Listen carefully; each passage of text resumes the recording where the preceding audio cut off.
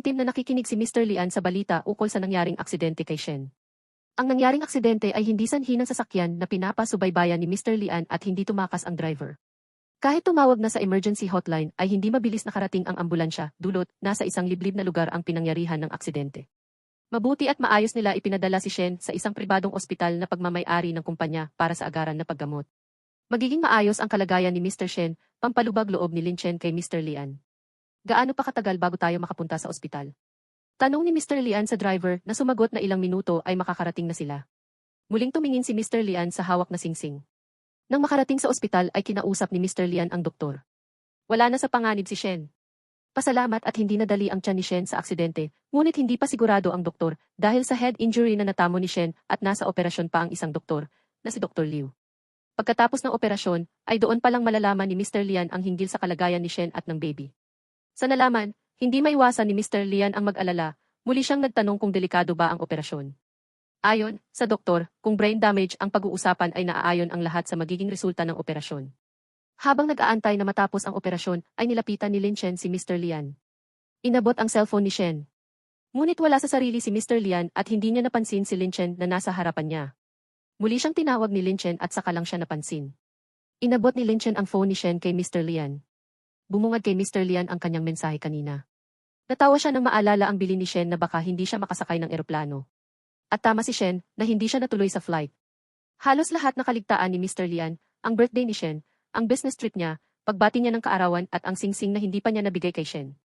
Sinisisi ni Mr. Lian ang sarili kung bakit niya hinayaan na mag-isa pumunta si Shen sa ospital.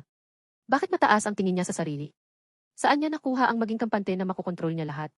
Sa malalim na pag-iisip ay may yumakap kay Mr. Lian. Si Tongtong. Papa, tawag sa kanya ni Tongtong. Huwag ka matakot, Papa, akap ni Tongtong. Walang imik si Mr. Lian at inakap pabalik ang anak at sinabi na hindi siya natatakot.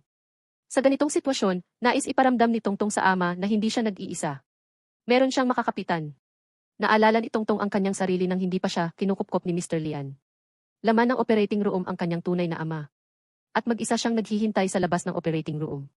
Lagi sumasagi sa isip ni Tongtong na kung kasama niya naghihintay sa labas ng operating room ang ina ay makakapanti siya. Hindi makakadama ng lungkot dahil akap siya ng ina pero kahit kailan hindi bumalik ang kanyang ina. Nang dumating si Mr. Lian sa buhay ni Tongtong, ang buong akala niya ay isa sa pinakamatapang na tao ang kanyang Daddy Lian. Kaya malaki ang paghanga at takot ni Tongtong mula sa ama. Pero napagtanto niya mula kay Shen na nakakaawa ang kalagayan ni Mr. Lian. Hindi kailanman nakatanggap ng pagmamahal ang kanyang ama. Kaya napagtanto ni Tongtong na pareho sila ng kapalaran ni Mr. Lian. Naniniwala si Tongtong sa mga pangako sa kanya ni Shen. Na kapag nailuwal na ang bata ay pupunta si Shen sa parent-teacher meeting ni Tongtong. Nangako si Shen na pipirma siya sa recitation homework ni Tongtong. Kaya alam ni Tongtong na hindi magsisinungaling si Shen sa kanila. Paulit na mutawi niya sa ama. Ngunit sa perspektibo ni Mr. Lian, para sa kanya mahilig magsinungaling si Shen. Mugtong mga mata pero dahilan ay nakatulog siya. Kaarawan ni Shen naturan ay nakalimutan niya at hindi maalala. Maraming pagkakataon na nagsinungaling si Shen kay Mr. Lian. Samantala, laman ng dyaryo ang ulat tungkol kay Chen Su. Aksidenteng nahulog sa dagat at nalunod. Pero hindi naniniwala si Mr. Chen, may kinalaman si Mr. Lian sa pagkamatay ni Chen Su. Ngunit walang agam na sagutin ni Mr. Lian ang mga natatanggap na tawag. Ang importante sa kanya ay si Shen. Mabuti na lamang at naging maayos ang operasyon ni Shen at ligtas na sa anuman panganib. Pero hindi pa din gumigising si Shen. Ano ba ang panaginip mo at hindi ka pa nagigising? Isip ni Mr. Lian habang hinahaplos ang mukha ni Shen. Nais niya ibigay ang singsing pag nagising si Shen. Sabay ng paghawak niya ng kamay ni Shen ay ang alaala na pangako, sinumpa nila sa kanilang kasal. Walang iwanan. Magkasama sa saya at hinagpis. Hanggang sa walang hanggan. Sinuot ni Mr. Lian ang singsing kay Shen at hinalikan sa labi na sinsero ang kanyang pagmamahal. Sa pangako ni Mr. Lian ay siyang paggalaw ng daliri ni Shen. Pinaalam ni Mr. Lian sa doktor ang nakita. Senyales na maaring magising si Shen. Hinggil sa tura ng doktor ay marahil naririnig ni Shen ang mga sinasabi ni Mr. Lian. At hinabili ng doktor na maglaan ng oras na laging kausapin ni Mr. Lian at sa gayon ay magising na si Shen. Sa mga nagdaan na araw, saksi ang doktor sa pagbabago ni Mr. Lian. Kung tutuusin, inasikaso nila ang paglipat kay Shen sa ospital na malapit sa tinitirhan ni Mr. Lian. Ngunit pinili ni Mr. Lian ang hindi umalis sa tabi ni Shen. Habang inaasikaso ni Mr. Lian si Shen ay dumating ang isang bisita. Si Mrs. Chen. Hindi siya makapaniwala na masasaksihan niya ang isang tulad ni Shen na kaya magdalang tao. Nang una niyang makita ang mga litrato sa asawa ay hindi siya makapaniwala. Pero ang itarget ang isang buntis ay hindi gusto ni Mrs. Chen. Ano ginagawa mo dito? Singhal ni Mr. Lian. Pumunta ako para makita siya. Ayos lang ba siya? Ang babi. Okay lang din siya. Sunod-sunod na tanong ni Mrs. Chen. Salamat sa iyo, buhay pa sila, asar na tura ni Mr. Lian.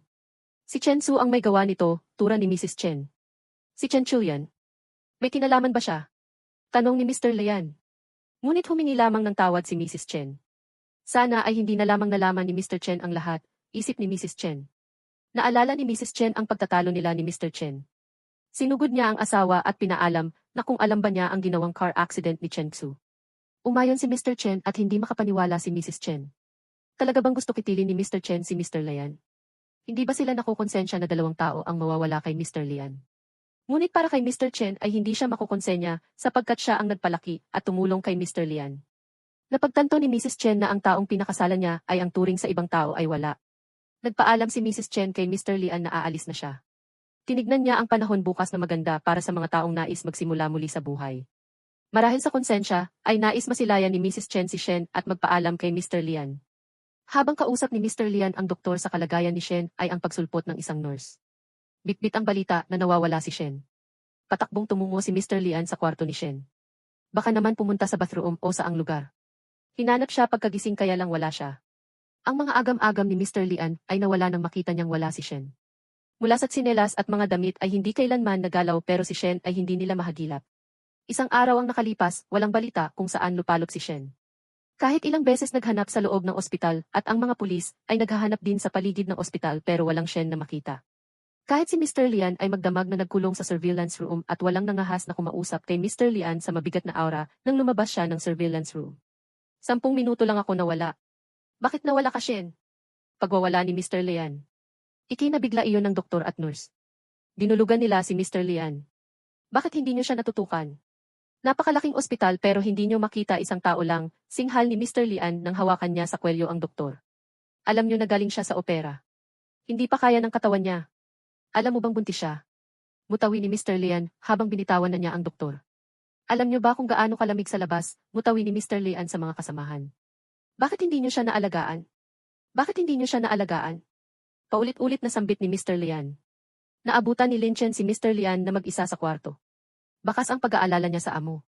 Pinaalam niya sa amo na meron na siyang inutusan na magbabantay sa paglabas ng bansa ni Shen at mga bank records. Ibigay mo sa akin ang susi, utos ni Mr. Lian. Saan po kayo pupunta? Ako na po maghahatid sa inyo, pag-alok ni Lin Chen. Chen's house, gate ni Mr. Lian. Young master, hindi kayo pwede pumasok. Pigil ang katulong kay Mr. Lian, ngunit hindi nila napigilan. Hindi pa ba ang abala ang binigay mo sa akin noon nakaraan? Tanong ni Mr. Chen. Nasaan si Shen Tingwei? Tanong ni Mr. Lian. Ang weirdo na iyon. Bakit ko siya kukunin? Ani ni Mr. Chen. Iniimbestigahan mo siya, di ba? Sambit ni Mr. Lian. Ano naman kung iniimbestigahan ko siya? Ibig sabihin, ako na ang kumuha sa kanya. Asar ni Mr. Chen. Asan si Shen? Galit na tura ni Mr. Lian, ngunit sinampal lamang siya ng mga papel na tinapon ni Mr. Chen. Sa tingin ko, hindi ka dapat nagpapatingin sa isang psychiatrist. Dapat pinapagamot mo iyang sira mong kokote. Anong meron? Bakit nandito kayo lahat? Sopat ni Mrs. Chen. Ngunit pinigilan siya ng katulong. Nagitla si Mrs. Chen sa narinig. Nawawala si Shen. Anong nangyari kay Shen? Singit ni Mrs. Chen sa dalawa. Nawawala siya. Bakit hindi mo sabihin sa pulis? Pumunta ka pa dito. Galit na sabi ni Mr. Chen. Sumingit si Mrs. Chen, sinabihan niya si Mr. Lian na walang kinalaman ang asawa sa pagkawala ni Shen. Abala sa trabaho si Mr. Chen at walang panahon para mag-aksaya ng oras. Kung hindi maniniwala si Mr. Lian ay maaari siyang magtanong sa kumpanya at sa second uncle. Tutulong si Mrs. Chen sa paghahanap at sinabihan si Mr. Lian na mahahanap din si Shen. Umayon si Mr. Lian kay Mrs. Chen, dapat lang na bumalik si Shen ng walang problema. Kapag meron nangyari sa kanya, hindi ko hahayaan na mabuhay ka pa. Pagbabanta ni Mr. Lian sa amain. Nababaliw ka na. Galit na tura ni Mr. Chen. Akala mo hindi ko alam. Sigurado ako na kahit kailan ay hindi gumamit ng droga ang pamilyang Chen, tura ni Mr. Chen sa papaalis na si Mr. Lian. Samantala, sa loob ng sasakyan ay bakas ang pagkalungo ni Mr. Lian. Nag-aalala si Lin Chen at sinabihan ang amo na magpahinga muna. Nais niya palakasin ang loob ng amo pero hindi matuloy ni Lin Chen. Nang makarating sa bahay, ay pabagsak na humilata si Mr. Lian. Nakita niya ang pasyama ni Shen. Naalala niya nang magdala ng bulto ng damit si Shen sa kwarto niya dahil meron iyong amoy niya para maging komportable siya. Hindi mapigilan ni Mr. Lian ang kanyang pag-iyak habang akap ang pajama ni Shen. Kailangan niya si Shen. Muling inalala ni Mr. Lian nang may pagkakataon na sinabihan siya ni Shen na magpalit ng damit bago umupo sa higaan. Sadyang malinis si Shen. Napangiti si Mr. Lian at bumangon. Magpapalit siya ng damit, napansin niya ang kanyang suitcase na naiwan sa airport. Naalala ni Mr. Lian ay tinulungan siya ni Shen na mag-ayos ng damit. Habang naghahanap si Mr. Lian ng pambahay ay nagitla siya sa nakita, ang scarf na gawa ni Shen. Napansin niya ang isang sulat mula kay Shen na nagsasabi na maaari niya suotin ang scarf dahil sa mababang temperatura sa Jiangchen. Kung hindi gusto suotin ni Mr. Lian ay kalimutan na lamang niya. Mapait na tumawa si Mr. Lian kahit pa nakalimutan niya ang kaarawan ni Shen. Paghintayin ng magdamag at payakin ay nakuha pa siya nitong alalahanin. Kung napaagalang ang pagdala niya ng mensahe, marahil ay mababasa ni Shen ang kanyang pagbati. Ngunit naalala ni Mr. Lian ang cellphone ni Shen. Hindi kaya nabasa ni Shen ang mensahe niya. Makailang ulit na sinubukan niyang buksan ang cellphone ni Shen. Lahat ng birthday date nila ay sinubukan niya hanggang sa subukan ni Mr. Lian ang huling 4 na numero ni Shen. Nakita ni Mr. Lian ang isang mensahe na hindi na ipadala, sa susunod na kaarawan ko, maaalala mo ba? Halos hindi makaimik si Mr. Lian sa mensahe. Nabasa ni Shen ang kanyang pagbati. Nakita din ni Mr. Lian ang mensahe mula sa kaibigan ni Shen. Mensahe mula kay Kaiksing kinakamusta kung nagustuhan ba ng asawa ni Shen ang ginawang cake hanggang sa pinaghalong inis at pag-aalala ang madadama sa pinadalang mensahe dahil hindi sumasagot si Shen. Cake. Tura ni Mr. Lian sa isip at tinignan ang petsa kung saan makikita ang palitan ng mensahe ni Kaiksing at Shen ng paggawa niya ng cake para kay Mr. Lian. Nabasa niya ang mensahe ni Shen na hindi mahilig sa matamis si Mr. Lian at mga suhestyon ni Kaiksing para mas maganda ang kalabasan ng cake. Cake na ginawa ni Shen para kay Mr. Lian. Tumungo sa baba si Mr. Lian at napansin niya si Lin Chen na bakit hindi pa umaalis. Gusto niyo ba ng pagkain? Tanong ni Lin Chen nang makita ang amo na nagbukas ng refrigerator. Huwag na, tura ni Mr. Lian at nakita ang cake na ginawa ni Shen. Kinuha niya iyon at tinikman habang sinasambit na hindi matamis ang cake kung hindi pait ang kanyang nalalasahan.